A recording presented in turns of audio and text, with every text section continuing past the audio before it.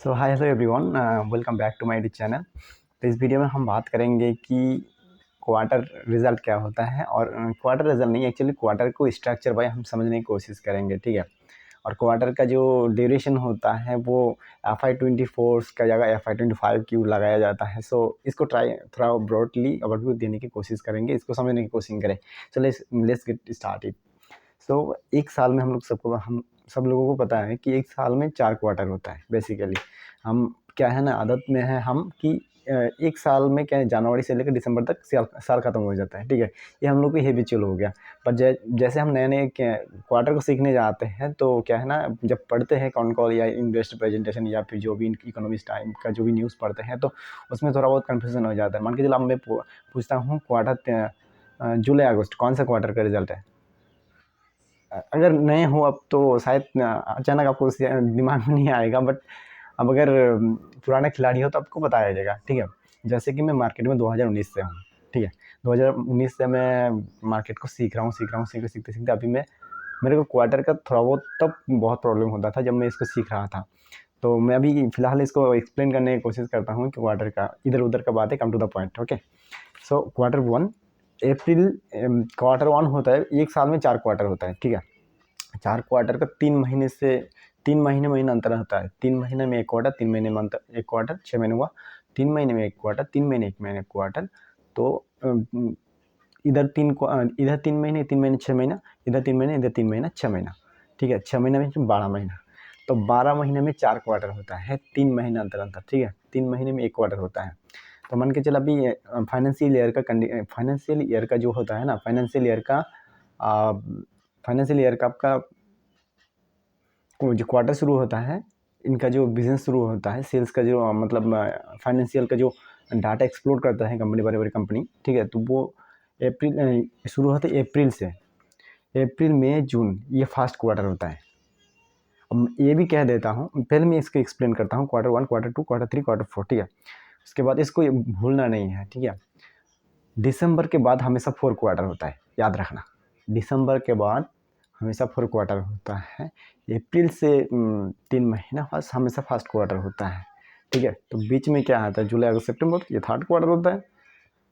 अक्टूबर नवंबर दिसंबर, दिसंबर से पहले, दिसंबर के बाद फोर्थ क्वार्टर होता है, दिसंबर से पहले थर्ड क्वार्टर होता है, जनवरी से, फिर जनवरी से अप्रैल से मार्च ये फर्स्ट क्वार्टर होता है। हम फर्स्ट क्वार्टर को भूल नहीं सकते, फोर्थ क्वार्टर को भूल नहीं पाएंगे क्योंकि ये जनवरी के बाद आता है, ठीक है। दिसंबर के बाद आता है fourth quarter. Second quarter, third quarter होता है दिसंबर से पहले। और फर्स्ट क्वार्टर होता है अप्रैल से जून तक, ठीक है। अप्रैल में जून। थर्ड क्वार्टर बीच में आता है जून जुलाई अगस्त, ठीक है। तो ऐसे करके समझते हैं, इसको भूलना इस तरीके से याद रखेंगे, हम लोग रखने की कोशिश करेंगे। अब बात आते हैं कि FY24 FY25 मान के चलो मैं अभी दिसंबर में हूँ, 2024 दिसंबर में हूँ, ठीक है। अब 2024 दिसंबर में हूँ तो FY24 अभी ये FY24 मतलब 2024 में हूँ ना, तो 23-24 चल रहा है, ठीक है। 23-24 चल रहा है, जैसे आएगा 25 तो 25 का हम क्या करेंगे, 24-25, FY20 24-25, ठीक है। ऐसा होता है। तो ये 3 महीने का हम डिफरेंस ऐसे समझेंगे इसको याद रखने के लिए कि क्वार्टर दिसंबर से पहले, दिसंबर के बाद होता है फोर्थ क्वार्टर, दिसंबर से पहले थर्ड क्वार्टर, और अप्रैल मई जून होता है फर्स्ट क्वार्टर, जुलाई अगस्त सितंबर होता है थर्ड क्वार्टर, सेकंड क्वार्टर, ठीक है। अक्टूबर नवंबर दिसंबर ये होता है थर्ड क्वार्टर, और मार्च अप्रैल जनवरी फरवरी मार्च होता है थर्ड क्वार्टर और फोर्थ क्वार्टर। और एक बात है, सेकंड पार्ट में बात कर रहा था कि ये जब होता है ना तो मान के चलो जनवरी फरवरी मार्च बिजनेस कंपनी ने इन 3 महीने में किया, ठीक है।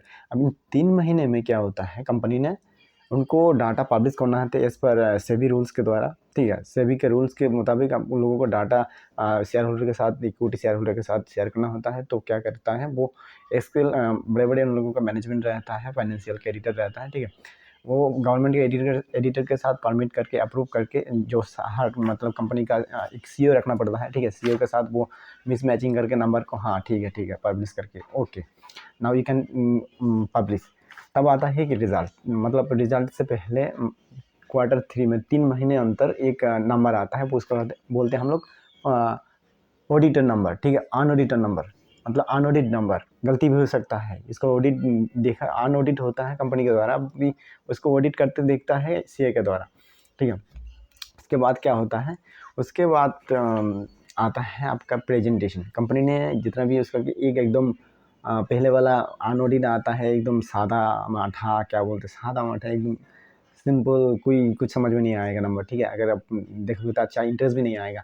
बाद में आएगा बहुत अच्छे, मतलब ग्राफ वाला, कॉलम वाला आएगा, कलरफुल आएगा प्रेजेंटेशन, पीपीटी, ठीक है। उसके बाद आता है कॉन्कॉल, ठीक है। कॉन्कॉल आता है। उस कॉन्कॉल में क्या होता है ना, मेरा अगर मैं मान के चलो मैं 10 लाख इन्वेस्ट करके रखा हूँ, तो मुझे मेरा कैपिटल को सेफ्टी के लिए मुझे कोई जानकारी लेना है, कंपनी इस महीने में कितना सेल कर रहा है, कितना मार्जिन के साथ कर रहा है, इन्वेंटरी पिछले महीने का कितना बच गया, उनका स्टार्ट रेशियो क्या है, मतलब मिक्सिंग रेशियो क्या है। ज्वेलरी सेक्टर की बात करें तो मैं स्टार्ट रेशियो आता है, स्टार्ट रेशियो क्या है।